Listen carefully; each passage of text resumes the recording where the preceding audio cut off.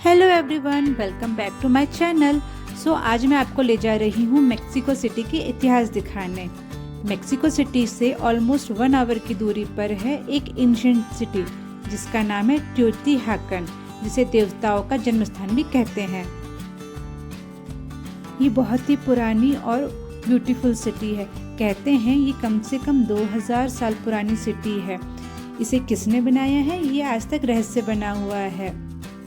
इसे almost 100 BCE के आसपास बसाया गया था और इसका गोल्डन एरा वो अराउंड 200 CE से लेकर के 600 CE के बीच में था। यानी उस समय का ये दुनिया का सबसे बड़ा और ताकतवर शहरों में से एक था। इसे किसने बसाया ये अब तक रहस्य बना हुआ है। एज़टेक लोगों ने इस शहर को बहुत बाद में खोजा है, तब ये शहर पूरी तरह से खाली था। एज़टेक ने इसका नाम टियोतिहाकन रखा, जिसका मतलब है यहाँ देवताओं का जन्म हुआ। कुछ इतिहासकार मानते हैं कि इससे टोलटेक सभ्यता ने बनाया, लेकिन कई सबूत बताते हैं कि यहाँ अलग अलग समुदाय रहते थे, जैसे ओटोमी, टोटोनेक, ज़ेप्टोनेक और मायन लोग भी यहाँ आते जाते थे। एक्चुअली इसे किसने बनाया इस पर रिसर्च चल रहा है। दैट्स वाई ये मेक्सिको का मिस्टीरियस प्लेस है। यहाँ आने से पहले must you have to know wear comfortable dress like pant और shorts whatever you want, और साथ में शूज़। मैंने एक गलती की थी कि हील पहन के यहाँ आ गई थी, तो आप देख सकते हैं कि यहाँ के रोड कैसे हैं। और साथ में ही हैट और सनस्क्रीन, क्योंकि यहाँ के वेदर का कोई भरोसा नहीं, कभी काफ़ी तेज सन हो जाता है और कभी है तो बारिश भी स्टार्ट हो जाती है। जिस दिन हम यहाँ आए हैं उस दिन यहाँ पे काफ़ी क्लाउडी डे है। मौसम बहुत ही अच्छा था, अप्रोप्रिएट यहाँ पे घूमने के लिए।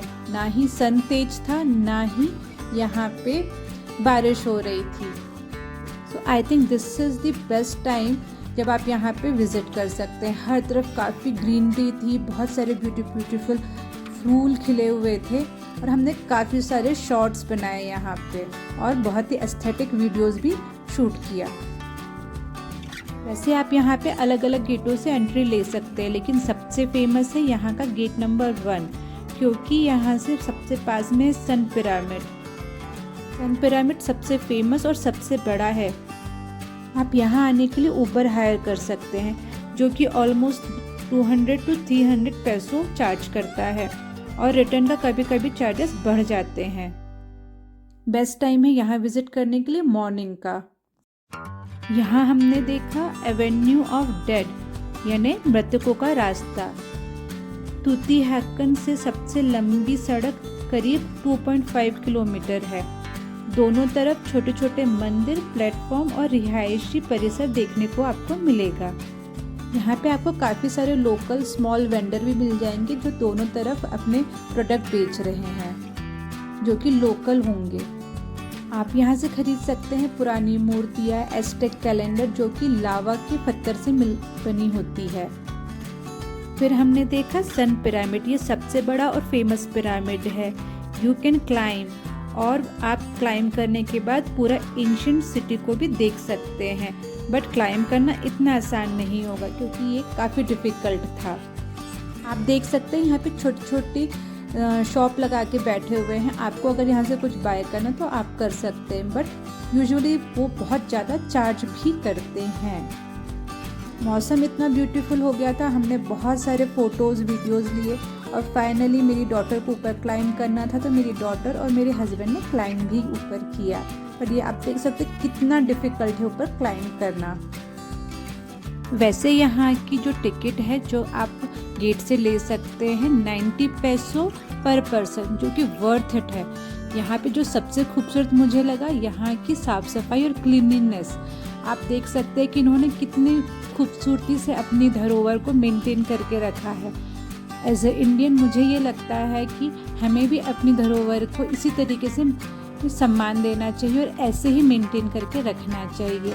हमारे पास दिखाने के लिए बहुत कुछ है, हमारा इतिहास से लेके हमारी पुरानी धरोहर, लेकिन क्या हम ऐसे ही अपनी धरोहर का सम्मान करते हैं? ज़रूरत है तो सिर्फ और सिर्फ अपनी पुरानी धरोहर की वैल्यू करने की। अगर हम अपनी धरोहर का वैल्यू करेंगे तभी हमारी नेक्स्ट जनरेशन उसका सम्मान कर पाएगी और उसे उतनी ही खूबसूरती से आगे बढ़ा पाएगी। वेन्यू ऑफ द डेड के आखिरी छोर पर आपको देखने को मिलेगा पिरामिड ऑफ मून। ये छोटे और बड़े प्लेटफॉर्म से घिरा हुआ है। यहाँ से आप सेर्रो गार्डो पहाड़ भी देख सकते हैं। यहीं पर बलि प्रथा भी होती थी। और देखा टेम्पल ऑफ फेदर्ड सरपेंट जो कि है क्वेज़ालकोट टेम्पल।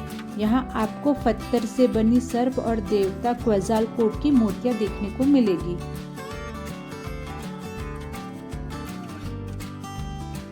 यहाँ पर कुछ जगहों पर आपको पुरानी दीवारों पर बनी पेंटिंग भी दिखाई देगी और आप ऑफ साइट म्यूजियम भी देख सकते हैं और आप यहाँ पर लोकल दुकानों से कुछ सामान भी खरीद सकते हैं और लोकल खाने का स्वाद भी ले सकते हैं। मेरे लिए ये सफ़र काफ़ी रोमांचक रहा। मैंने यहाँ आकर के इतिहास को काफ़ी करीब से जाना और साथ में ही उस इतिहास को जिया भी। कैन यू बिलीव इन सीढ़ियों पे आज से 2000 साल पहले कोई और पुरानी सभ्यता चला करती थी और यहाँ पे इस पूरी जगह पे कोई और रहा करता था जो कि एक पुरानी एंशिएंट सिविलाइजेशन थी जो कि काफ़ी एडवांस थी मेरे हिसाब से। तो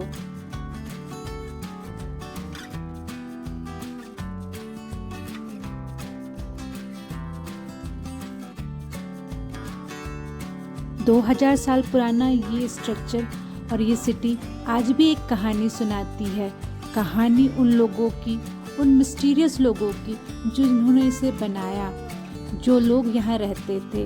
हम आज भी नहीं जानते कि किसने इसे बनाया, लेकिन ये जरूर से कह सकते हैं कि जिसने भी इसे बनाया वो सिविलाइजेशन काफ़ी उन्नत रही होगी, जो काफ़ी अच्छे शहर डिज़ाइन करना जानती थी और काफ़ी अच्छे से रहना भी जानती थी। ऐसी जगहों में आने के बाद एक बात तो क्लियर है, हम जो सोचते हैं कि इंसान का इतिहास बहुत आसान है और कुछ साल पुराना ही है, नहीं, ये बहुत पुराना है। और हम जो सोचते हैं कि इंसान ने अभी अभी ही उन्नति करी है और प्रगति करी है, नहीं, इंसान उस समय भी काफ़ी उन्नत था और वो ऐसे स्ट्रक्चर बनाता था जो कि 2000 साल तक टिक सके। लेकिन हम अभी ऐसे स्ट्रक्चर नहीं बना सकते कि 2000 साल तक टिक सके। इतिहास सिर्फ किताबों में नहीं मिलता है, ऐसी जगहों पे जाकर के आप उसे और बेहतर तरीके से समझ सकते हैं। मैं तो ये कहूँगी कि अपने बच्चों के साथ में ऐसी जगह ज़रूर से जाएं, जहाँ पे आप इतिहास को न सिर्फ देख सकते हैं बल्कि उसे समझ सकते हैं। और जब आप इतिहास को समझते हैं तब आपको समझ में आता है कि कैसे हमारे पूर्वजों ने इतनी उन्नति करी, और यही एक भावना है जिससे हम काफ़ी अपने आप को कृतज्ञ महसूस करते हैं। इसी नोट के साथ में अगर आपको मेरा ये वीडियो पसंद आया तो प्लीज़ लाइक, शेयर और सब्सक्राइब करना ना भूलें। Thank you, bye bye.